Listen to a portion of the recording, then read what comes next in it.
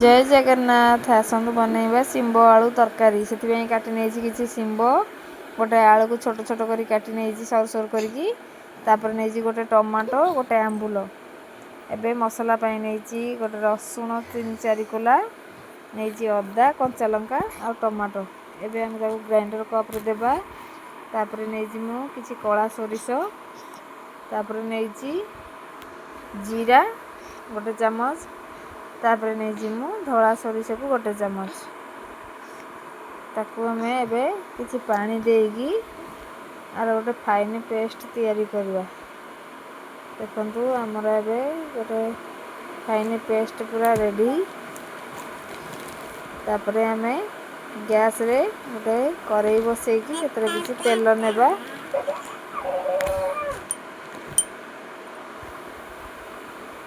तेल हल्का गरम हो गला परे आमे काटिकी रखिथिबा शिंब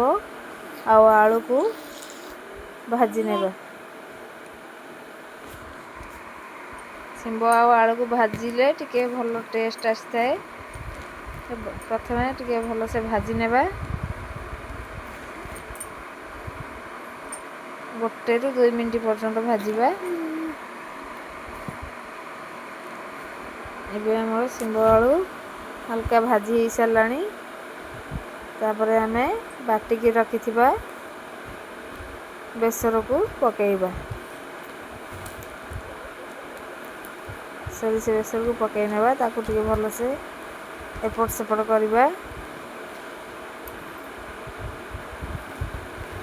एको मध्य 1 ରୁ 2 मिनट पर्यंत 1 ରୁ 2 मिनट पर्यंत भाजी नेबे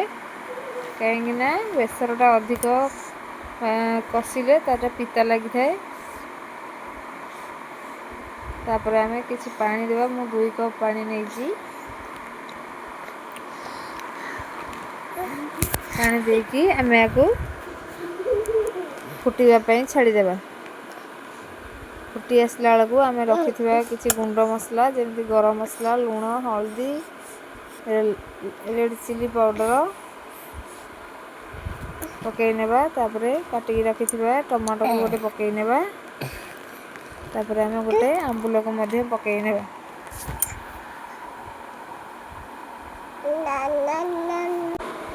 देखो तरकारी आम फुटी आसलानी आमे किसी तापरे आमे ताको गोड़े नेबा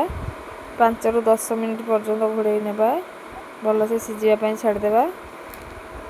एबे हमर 10 मिनट हो सारी एबे आमे देखिबा देखंतु तरकारी कलर चेंज तापरे आलू मध्य पूरा सिझी सारानी एबे आमे काटिकी रखिथिबा धनिया पत्र को सेथरे पकई नेबा ताकू मिसई नेबा एबे हमर प्रस्तुत हो गला शिंब आलू बेसर।